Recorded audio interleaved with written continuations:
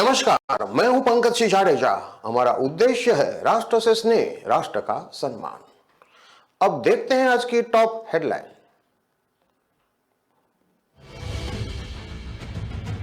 बिहार के मोकामा गोपालगंज दोनों सीटों पर तेजस्वी की प्रतिष्ठा दांव पर। वे ही दोनों जगह प्रचार में गए। नीतीश नहीं, दोनों सीटों पर राष्ट्रीय जनता दल के ही उम्मीदवार।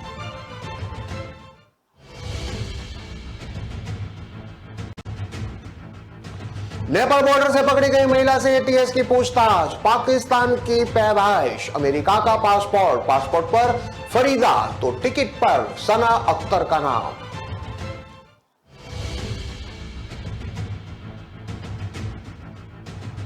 ₹8.5 एकड़ जमीन पर 40 साल से अवैध कब्जा। जिला परिषद की जमीन पर राजापुर पुल से बांस घाट तक बने अवैध निर्माण टूटेंगे।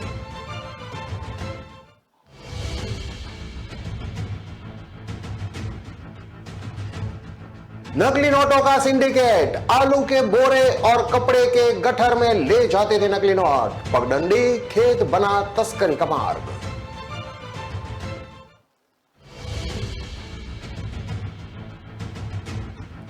वॉलीबॉल टीम की कार 3 बार पलटी, खिलाड़ी की मौत। बेकाबू होकर बिजली के पोल से टकराई, 3 की हालत गंभीर।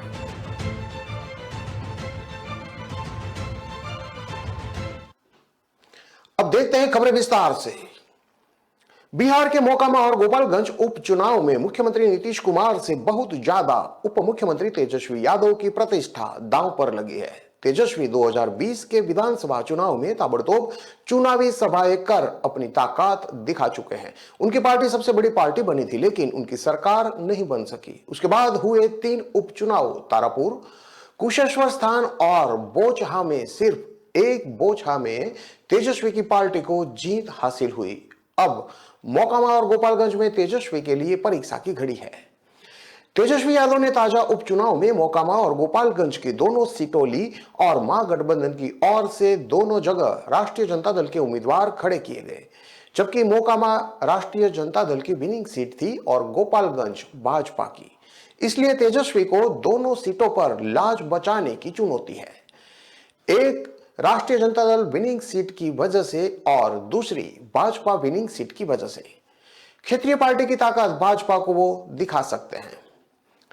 तेजस्वी यादव ने दोनों ही जगह सशरीर जाकर चुनाव प्रचार किया। दोनों ही जगहों पर मुख्यमंत्री नीतीश कुमार सशरीर नहीं गए। उन्होंने पेट में चोट को कारण बताया। इसकी चर्चा खूब रही कि नीतीश या उनकी पार्टी नहीं चाहती कि राष्ट्रीय जनता दल अंक गणित में ताकतवर बने। नीतीश तेजस्वी सरकार बनने के बाद राष्ट्रीय जनता दल को 2 बड़े झटके लग चुके हैं। पहला, अनंत सिंह के खासम खास और रणनीतिकार कार्तिकेय सिंह को मंत्री पद छोड़ना पड़ा। कृषि मंत्री सुधाकर सिंह को भी मंत्री पद से इस्तीफा देना पड़ा। कहा जाता है कि दोनों नीतीश कुमार के दबाव में हुआ। तेजस्वी कहते हैं कि उनकी पार्टी एकजुट पार्टी है।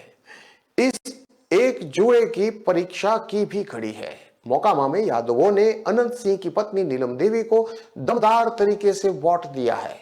गोपालगंज में भी यादवों ने साधु यादव की जगह तेजस्वी को ताकत दी, लेकिन बाकी सवर्णों के वोट कितने मिले हैं, इसकी परीक्षा होनी है।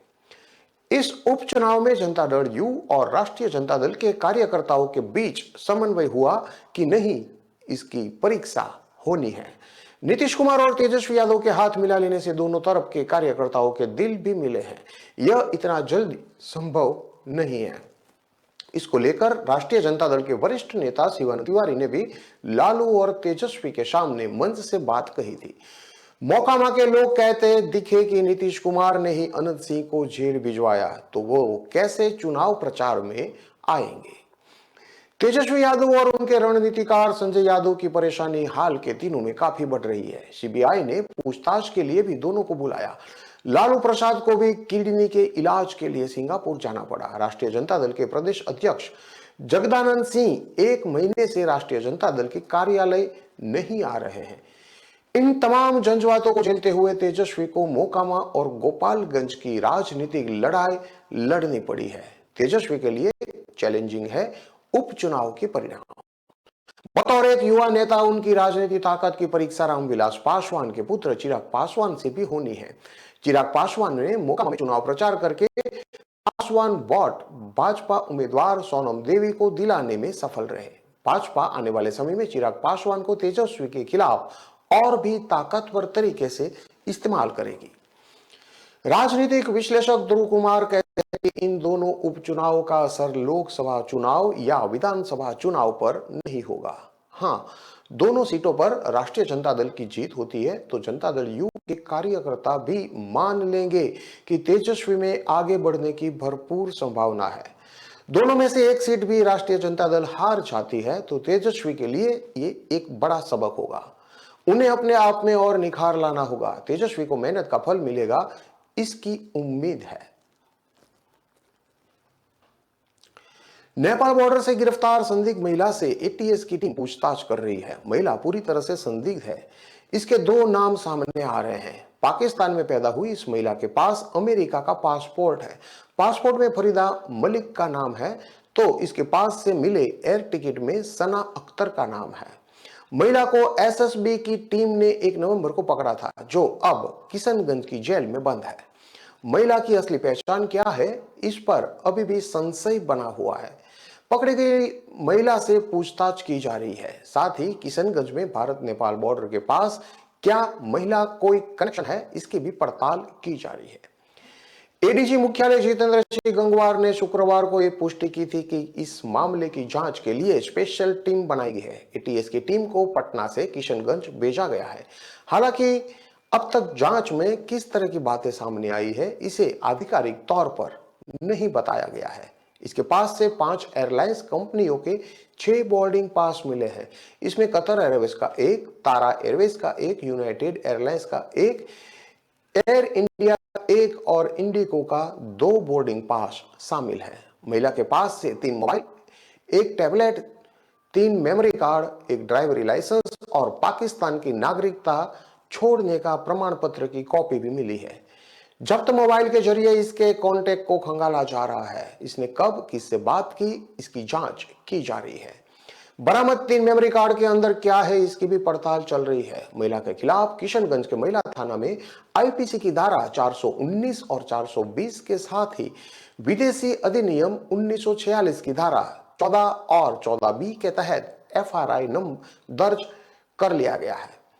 किशनगंज में भारत नेपाल बॉर्डर पर गलगलिया नाम की जगह है। इस इलाके से 1 नवंबर को बॉर्डर पर सुरक्षा में तैनात एसएसबी की टीम ने संदिग्ध महिला को पकड़ा था।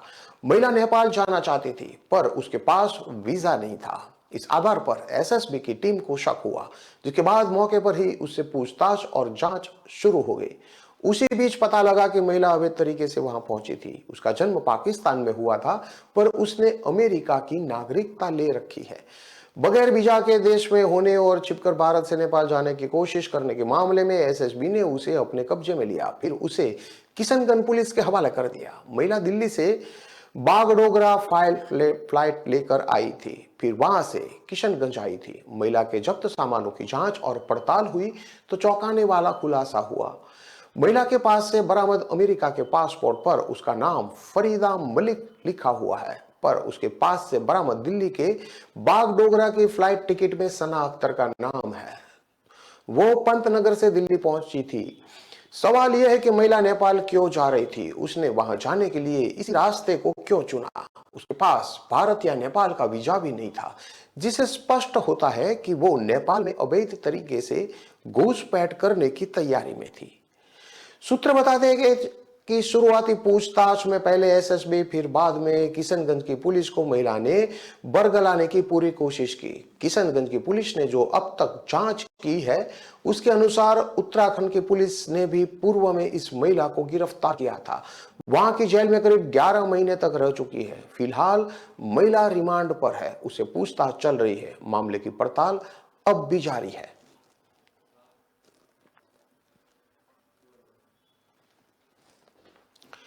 राजापुर पुल से बांस घाट तक जिला परिषद की 8.5 एकड़ जमीन पर अतिक्रमण है। इसे खाली कराने के लिए उप विकास आयुक्त सह जिला परिषद के मुख्य कार्यपालक पदाधिकारी तने सुल्तानिया ने सदर अंचलाधिकारी को पत्र लिखा है। इस पत्र के आलोक में सदर अंचलाधिकारी जितेंद्र कुमार पांडे ने अमीन चंदन भट्ट के नेतृत्व में एक टीम गठित की है। इस टीम ने अशोक राजपथ की दोनों तरफ जमीन नापनी शुरू कर दी है। अब तक राजापुर पुल के पास 25 दुकानें और 12 मकानों को तोड़ने के लिए लाल निशान लगाया गया है। सभी पक्का निर्माण अशोक राजपथ के उत्तर चिन्हित किया गया है। गंगा सुरक्षा बांध के उत्तर करीब 25 फीट जमीन जिला परिषद की निकली है। अधिकारियों के मुताबिक उत्तर तरफ नापी पूरी होने के बाद दक्षिण तरफ की नपाई होगी। उप विकास आयुक्त ने पत्र में कहा कि दूजरा मौजा के खाते संख्या 123 के संपूर्ण खेसरा की जमीन जिला परिषद की है। इस जमीन का असामाजिक तत्वों द्वारा अनधिकृत रूप से उपयोग किया जा रहा है। अभी राजापुर पुल से पूर्व नापी चल रही है। इसके बाद दूजरा, बुद्धा कॉलोनी, मोड़, बांसघाट के इलाके में जमीन की नपाई होगी। अशोक राजपथ की दोनों तरफ जमीन निकलने की संभावना है। नापी करके लाल निशान लगाने का काम पूरा होने के बाद कब्जा करने वाले लोगों को नोटिस भेजा जाएगा। नोटिस में बाद समय सीमा के अंदर जवाब रखने का मौका मिलेगा। इसके बाद अतिक्रमण हटाया जाएगा। जिला परिषद की जमीन राजापुर पुल से बांसघाट काली मंदिर तक है। इस जमीन की चौड़ाई अलग अलग जगहों पर अलग अलग है। इसमें 110 फीट, 60 फीट और 40 फीट शामिल है। कई जगहों पर जिला परिषद की जमीन पर अशोक राजपथ बना है। इस रोड की जमीन को छोड़कर शेष को अतिक्रमण मुक्त कराने की तैयारी है। जिला परिषद की जमीन पर कब्जा कर कई लोगों ने पक्का निर्माण कर लिया है और वर्षों से किराया भी वसूल कर रहे हैं। स्थानीय लोगों के मुताबिक जमीन पर दुकान और मकान बनाने वाले द्वारा दावा पेश किया जाएगा। जिला परिषद की जमीन 30 वर्षों से लोगों ने अतिक्रमण करके रखी है। सदस्यों अतिक्रमण मुक्त कराने के लिए लिखा गया है। जमीन खाली होने के बाद जिला परिषद द्वारा विकास कार्य किया जाएगा।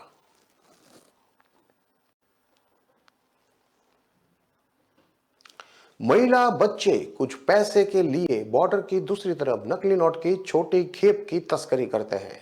छोटी पॉलिथीन में 2 से 3 लाख नकली नोट पहुंचाने के बदले महिला और बच्चों को 500 से 1000 रुपए दिए जाते हैं।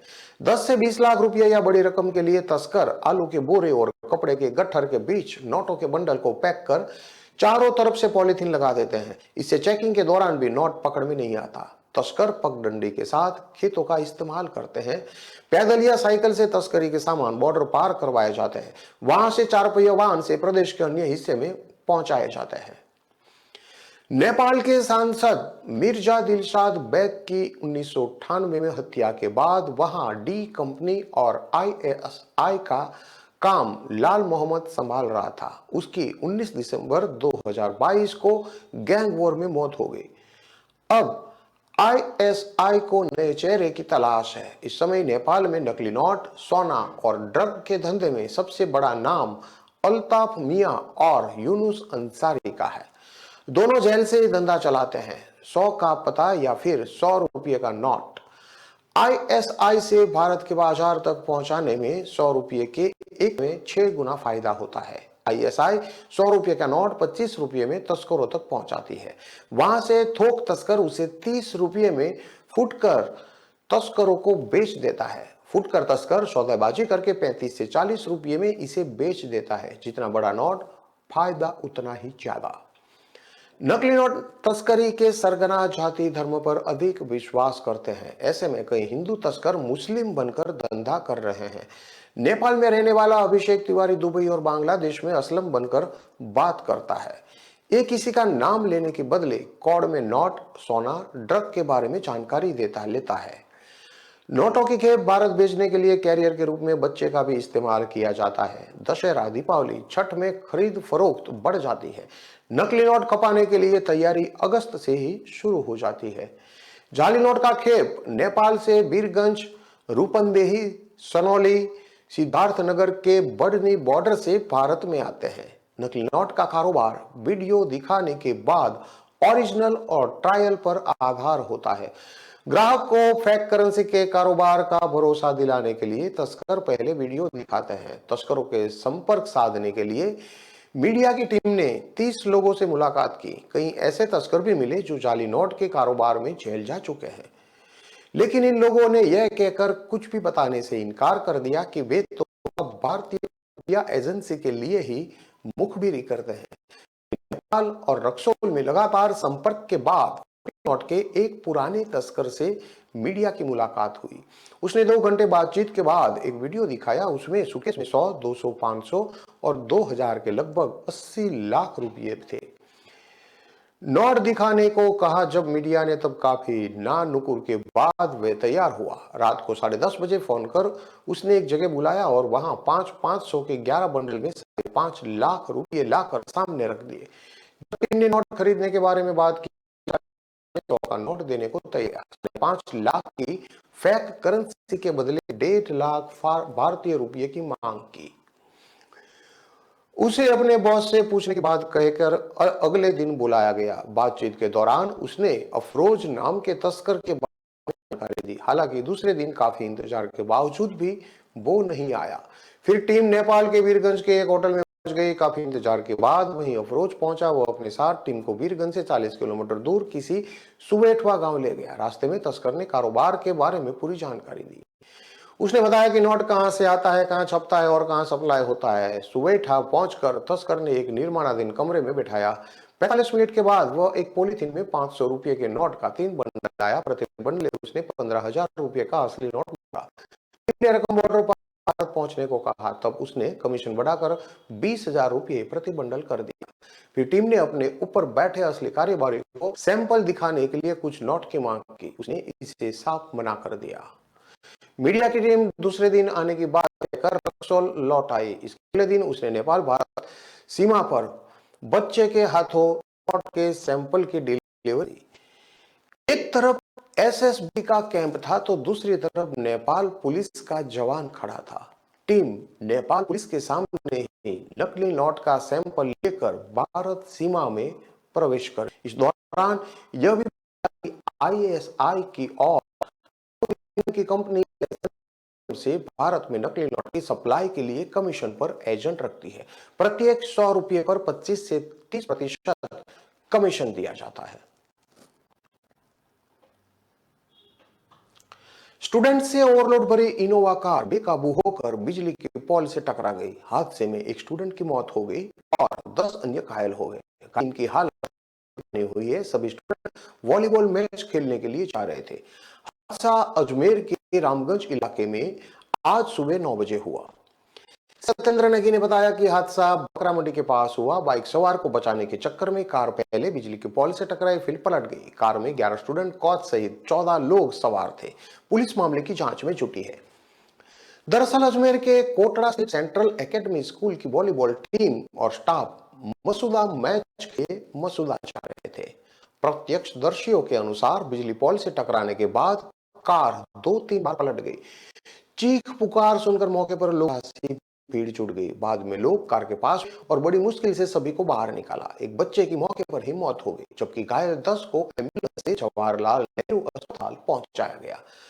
हादसे में घाटी निवासी यश दिवाकर कमलेश दिवाकर की मौत हो गई। यश के पिता का पुष्कर में हैंडीक्राफ्ट बिजनेस है। भाई किट्टू जो कि 14 साल का है वो भी है। मृतक के चाचा विशाल ने बताया कि 10वीं तक यश डेगाना के स्कूल में पढ़ता था। इसी साल 11वीं में इसका एडमिशन कोटड़ा के सेंट्रल एकेडमी स्कूल में करा था। स्कूल वाले ही इसे खेलने के लिए ले जा रहे थे। जब गाड़ी किराए पर ली थी तो स्कूल का टीचर ड्राइवर को हटाकर खुद गाड़ी चला सकता है, ये सवाल उन्होंने किया। मृतक के चाचा विशाल ने बताया कि स्कूल प्रशासन की लापरवाही से हादसे के लिए स्कूल प्रशासन जिम्मेदार है। स्कूल प्रशासन किराए पर मंगवाई, ड्राइवर साइड में बैठा था। टीचर नीरज ड्राइवर बना हुआ था। गाड़ी की स्पीड की क्षमता से ज्यादा सवारियां भरकर ले गए। ऐसे में पुलिस में स्कूल प्रशासन के खिलाफ रामगंज थाने में शिकायत दी है। प्रत्यक्षदर्शी बाबूनाथ ने बताया कि गाड़ी की स्पीड बहुत तेज थी। पास ही डेयरी बूथ था। गनीमत रही कि गाड़ी खंभे से टकराई। डेयरी बूथ और डेयरी वाला वरना बड़ा हादसा हो सकता था। सूचना मिलने पर पुलिस और एम्बुलेंस आ गई। एक बच्चे की मौके पर मौत हो गई, जबकि सभी घायलों को एम्बुलेंस से अस्पताल पहुंचाया गया है। रामगंज थाना एएसआई राम ने बताया कि गाड़ी में ड्राइवर कोई नहीं था। नीरज गाड़ी ड्राइव कर रहा था। उसे भी चोट लगी है और गंभीर रूप से घायल होने पर अस्पताल में उपचार चल रहा है। खबरों में लेते हैं अब एक छोटा सा विराम।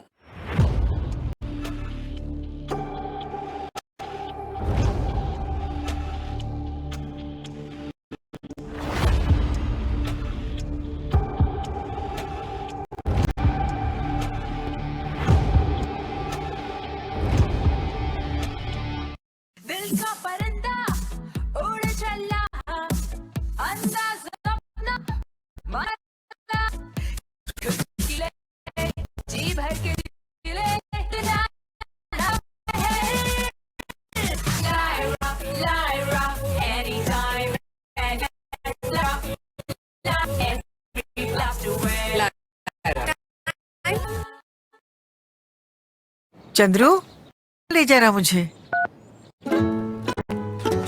किराया पूछा? उबर ऑटो है मैम, किराया सही है। जो सोचे जो चाहे वो करके दिखा दे। किराए पर नोक झोंक छोड़ो, उबर ऑटो से और चल पड़ो। उबर, बस सोचो और चल पड़ो।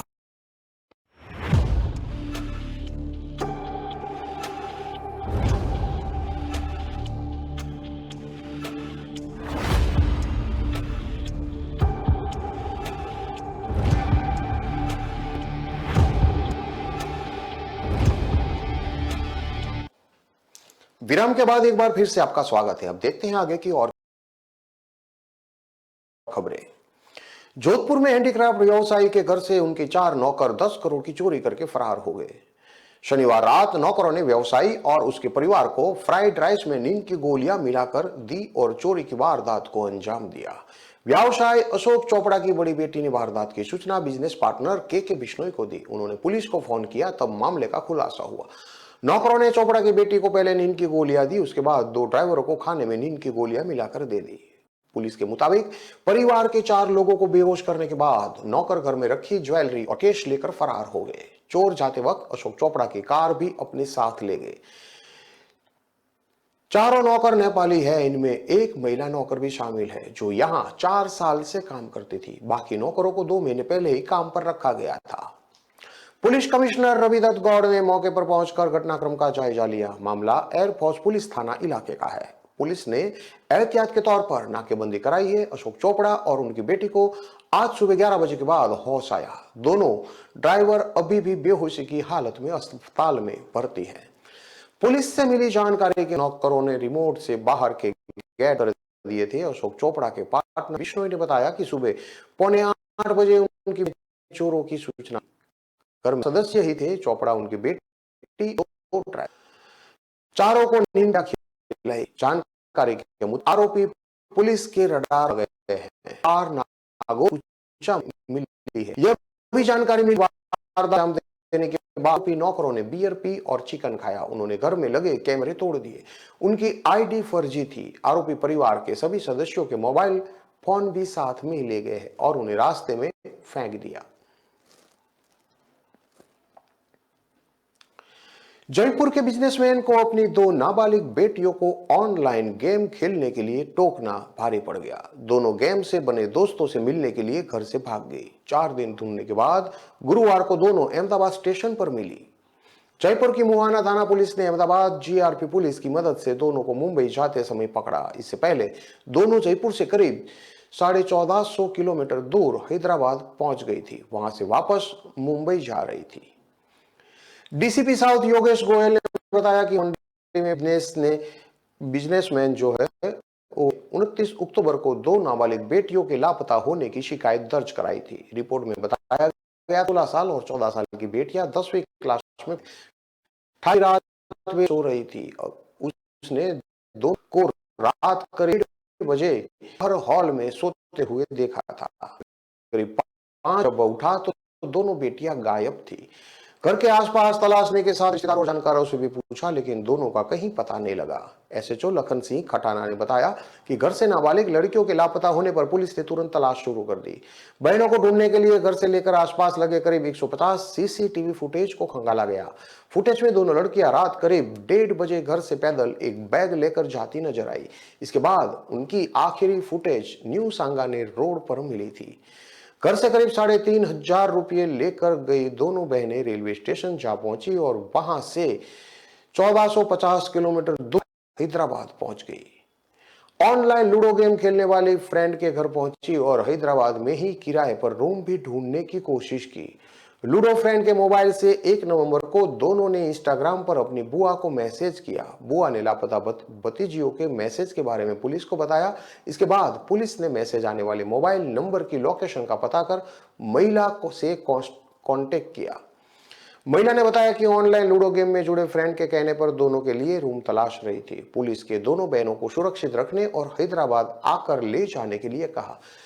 डर के मारे महिला ने दोनों को अपने पास रखने की मना कर दिया। ट्रेन में बिठाकर दोबारा जयपुर रवाना करने के लिए कहकर कॉल काट दिया। 2 नवंबर को दोनों बहनों को जयपुर भेजने के लिए फ्रेंड ने ट्रेन में बिठा दिया। छोटी बहन जयपुर आने को तैयार थी, लेकिन बड़ी बहन का कहना था कि तू जाए तो जा, मैं मुंबई जाकर जॉब करूंगी। दोनों बहनों का आपस में डिस्कस चल रहा था। इस बीच जयपुर पुलिस हैदराबाद पहुंच गई। पुलिस टीम ने जैसे तैसे फ्रेंड के कांटेक्ट किया। पूछताछ में उसने बताया कि दोनों बहनों को ट्रेन से जयपुर के लिए बिठा दिया है, लेकिन दोनों मुंबई में ऑनलाइन लूडो खेलने वाली एक दूसरी फ्रेंड के पास जा रही है। इस बारे में पता चलते ही पुलिस टीम ने जीआरपी से कांटेक्ट करके घटना के बारे में बताया। मुंबई जाने वाली ट्रेन के अनुसार कांस्टेबल भंवरलाल अपनी टीम के साथ बुधवार रात अहमदाबाद पहुंचे। पुलिस टीम ने मुंबई जा रही दोनों लापता नाबालिग बहनों को उतार दिया। जयपुर में गुरुवार शाम को बहनों को परिवारजनों को सौंप दिया गया। दोनों नाबालिग बहनों से पुलिस ने पूछताछ की। पूछने पर पता चला कि ऑनलाइन लूडो गेम खेलने से डांटने पर उन्होंने घर छोड़ा था। वह जयपुर, हैदराबाद और मुंबई की दोस्तों के साथ ऑनलाइन लूडो गेम खेलती थी। घर छोड़ने ऑनलाइन लूडो गेम से जुड़े दोस्तों से कांटेक्ट करके हैदराबाद और मुंबई का प्रोग्राम बनाया था।